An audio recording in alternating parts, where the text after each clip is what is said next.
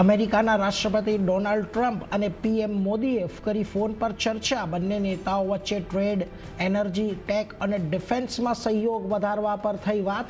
પ્રધાનમંત્રી મોદીએ કહ્યું, વૈશ્વિક શાંતિ, સ્થિરતા અને સમૃદ્ધિ માટે બંને દેશો સાથે મળીને કરશે કામ.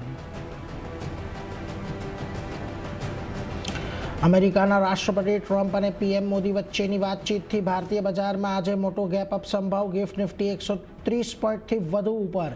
એશિયા પણ મજબૂત. ગઈકાલે મિશ્ર રહ્યા હતા અમેરિકાના બજાર. ડાઉ અને એસએનપી રેકોર્ડ ઊંચાઈ પર.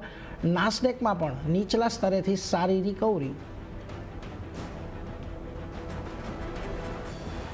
ઓપેક પ્લસથી ઉત્પાદન વધારવાની આશંકાથી ક્રૂડ ઓઇલમાં નરમાશ. 7 સપ્તાહના નીચલા સ્તરની પાસે પહોંચ્યા ભાવ. $62 નીચે આવ્યું બ્રેન્ટ. ત્યાં જ ફેડ રેટ કટ બાદ એક મહિનાના ઊંચાઈ પર ગોલ્ડ, તો ચાંદી $64 પાર નવા શિખરે પહોંચી. આજે બપોરે 1 વાગ્યે થશે કેબિનેટની બેઠક. ઇન્સ્યોરન્સ અમેન્ડમેન્ટ બિલને મળી શકે છે મંજૂરી.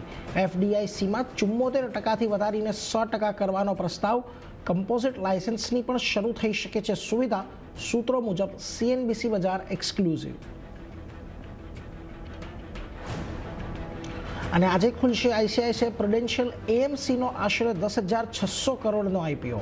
2061થી ₹2165 પ્રતિ શેરની વચ્ચે છે પ્રાઇસ બેન્ડ. એન્કર રોકાણકારોએ લગાવ્યા ₹3,000 કરોડ વધારેના પૈસા.